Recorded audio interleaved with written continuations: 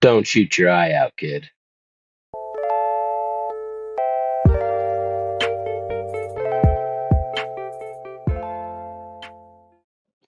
Hey guys, sorry, but we're gonna have to do videos like this from now on.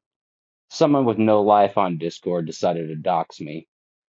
The old videos are private for now, but I'll go ahead and either edit them or remake them. I've been wanting to redo the Makarov video anyway, so that's fine.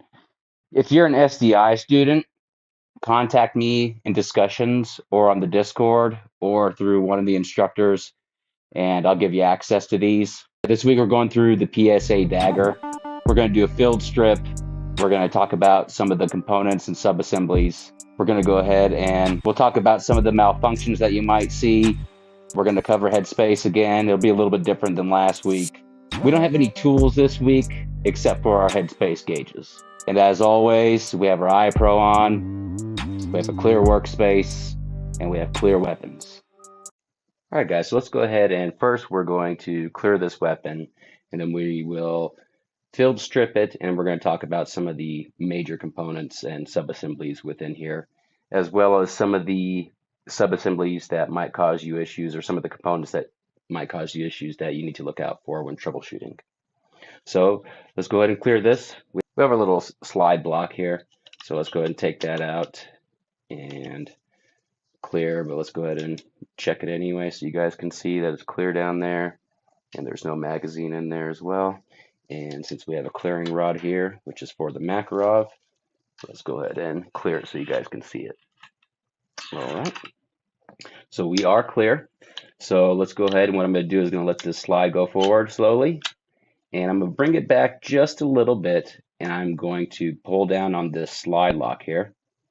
Okay, and then once I have these slide locks back, I'm going to pull the trigger, and that is going to allow our slide to come off. What I'm doing with my left hand is I have my thumb over the recoil spring here, that way it doesn't pop out and hurt someone. And then what we're going to do is just take that out. It's kind of hard to do with gloves on. Go ahead and take that recoil spring out, our barrel, and our slide. So these are our four main components, and we'll go ahead and break these down in a minute.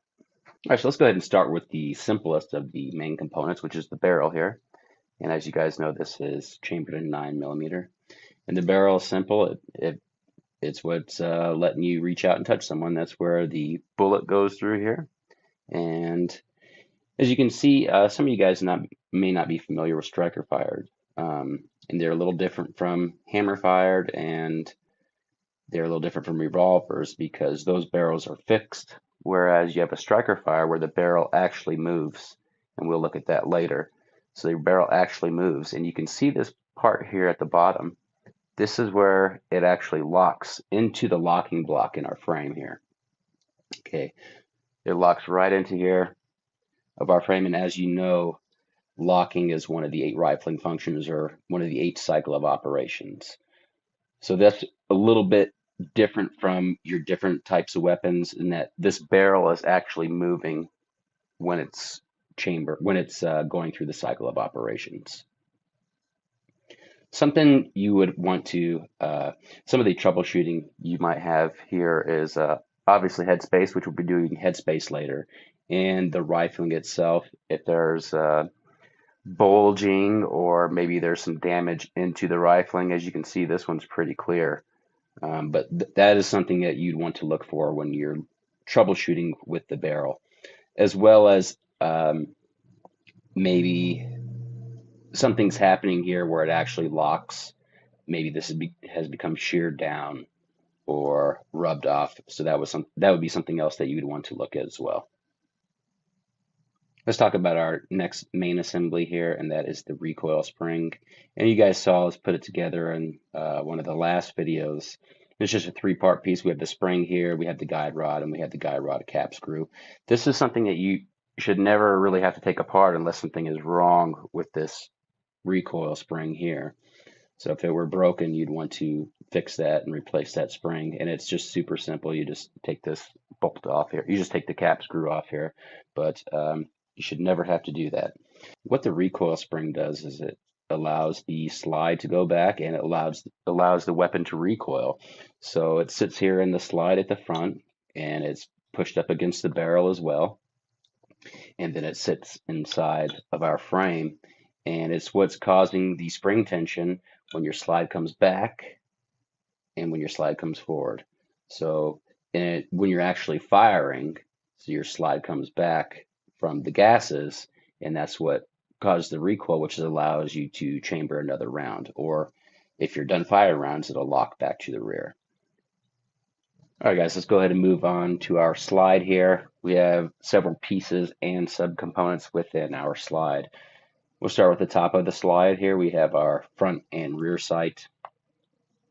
And here we have our extractor. And as you guys remember, when we put it together, there's the extractor, plunger, and spring that goes all the way through the slide here. And it's being held in by this slide cover plate. Okay, now let's go ahead and turn it over. And we have our striker here, and we have our striker safety here. So we'll go ahead and start off with the striker safety. And some of the issues that you might come across with is more than likely going to be the spring is not depressing here. As you can see, it's depressing when I push in on it. So there might be an issue with the spring, or it might not be engaging on the frame itself. You would have to go through and find out what the issue is, depending on your situation. But so what the striker safety does is, as you can see here, here's the striker, okay, and as you can see, I cannot push it in. I cannot move this striker forward. But once this striker safety is depressed, that striker comes forward, and as you can see, the striker comes through, and we would have hit our primer. So that's what the striker safety does. And pull the striker back. Now, you obviously know that the striker itself is what's engaging our projectile. So an issue you might have with the striker, you might have a problem with the cruciform in here, or you might have an issue with the spring in here, or maybe your striker channel sleeve isn't set correctly. Another issue you might have is you can see on the back here, I made a rookie mistake and put a nice big scratch down slide cover plate. But an issue you can find here is that this isn't pushed in all the way. It should snap. It should snap. You should feel and hear a snap when this thing is set correctly. So that would be something you'd want to check too here. Now let's go ahead and talk about our extractor here. And what our extractor does, as you know, is it extracts the round, which is in our cycle of operations. So an issue you might have here is there might be a spring issue. We talked about this slide cover plate. Or maybe it's possible that in here where it actually catches, it may have become worn down. So that would be something you'd have to check. So there's a couple things. So as a gunsmith, you're going to have to know a couple of problems that you might come across. But so those are some of the pieces and subassemblies within the slide itself. And next, we'll go ahead and move on to the frame. All right, guys, let's go ahead and talk about our frame here. Our frame has several subassemblies in here. We have our magazine catch here. We have our trigger shoe. We have our slide stop. Okay, and then let's get into the internals here. We have our locking block. What our locking block does is, as we talked about earlier with our barrel essentially sits like this, and once that slide comes to the rear, it locks, which is, as you know, is one of our cycle of operations, and it sits up like this, which allows the slide to clear the barrel. We also have our trigger bar assembly here, and we have our slide stop as well. So as we talked about with the barrel here, one of the issues you might see would be possibly that the locking block is set incorrectly. It might be riding up. It's not set in all the way here. So let's go ahead and talk about the slide stop, which is this piece here, our slide stop. That essentially just allows us to lock our slide to the rear, or if the magazine is empty, it'll lock it to the rear as well. And as I mentioned in our last video, one of the main things that I wanted to make sure everyone noted, the piece I'm talking about is this little silvery piece that's protruding through here.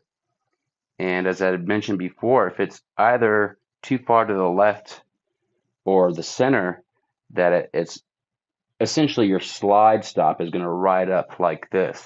It's just going to sit like that. And what will happen is your slide will get caught back here every time. You definitely don't want that to happen, because then your slide would just be stopped every time that you fire or you do a cycle of operation, a full cycle of operation. So making sure that spring is set is very important when you assemble this weapon.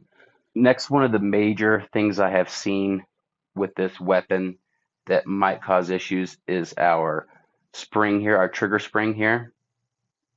All right, so we have the spring in there, as you can see, and it might try to sit on the left or right side. It needs to be centered with this cruciform in the middle. Okay, it needs to be centered. If it's to the left or the right, you're going to have issues trying to fire. So that would be one of the first things to look at. It could probably be done with a lot of force to put it in wrong. So that might be something you want to check, but mostly this spring needs to be centered. All right, guys, we're going to talk about Headspace again. We've done Headspace last week, and we've done Headspace with our Taurus 856. And just to be sure, we're going to clear this weapon. Make sure you guys can see it's clear. And I know it's clear. And this one obviously clear, non-operational. So we have our go and no-go gauges here for both weapons. And so it's going to be different for these two weapons. So when we talk about our PSA Dagger here, you essentially have to do the headspace with the slide off and the barrel removed. What we're measuring here is where the round would sit in, which would be right here on the front of the breech, and that's where your striker comes through, as you can see. And it's also sitting here inside of the barrel. What you're doing with the headspace is you're making sure the round sits correctly. Shout out to the SSE. We know what happens when you don't headspace your 50 cal in Afghanistan, don't we? Love you guys. But how we're going to do our headspace here is we take our go gauge. Essentially, it's acting as a round. You can see there's a little lip here.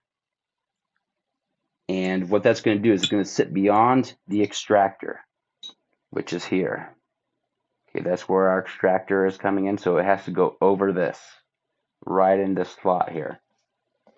So we're going to set our barrel in and check the headspace with our go gauge, and it should fit. As you can see, it fits fine, and it is sitting just fine, and we're going to flip it over. You can see that our barrel is flush here, and that's exactly what we want. Now we're going to take our no-go gauge, and it should not sit.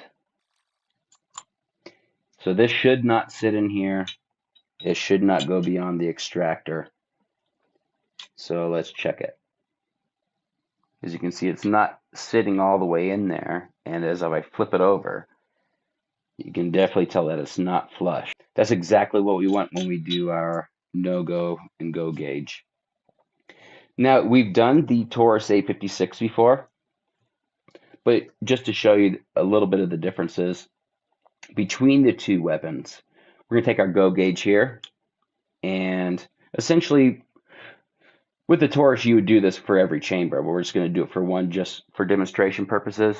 We want to make sure that that sits in there and pull it back, and let's cycle it through, and as you can see, it's coming through, and that's our go gauge. That's exactly what we want. We want our go gauge to come through, as opposed to our no-go here. It should not fit.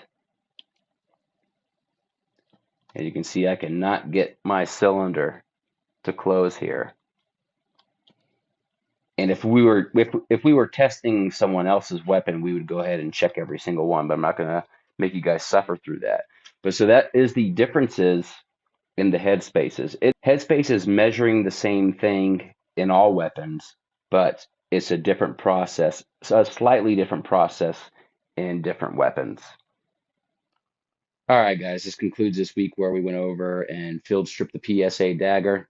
We also talked about some of the components and subassemblies. We also talked about some of the malfunctions that you might commonly see with the PSA Dagger. And at the end of that, we did the headspace. Our references for this week are the schematics we used. We also used the Gun Digest Automatic Pistol 7th edition, the PSA Dagger manual, the Gunsmithing Pistols and Revolvers 4th edition, and of course we used our SDI FTH-212 modules 1 through 3. All these references will be below. And something I noticed, I don't know if you guys noticed it, but if I say essentially one more time, I'm going to punch my own self in the face. Next week, we'll be stippling the grips on this PSA Dagger. Stay frosty, guys, and we'll see you next week.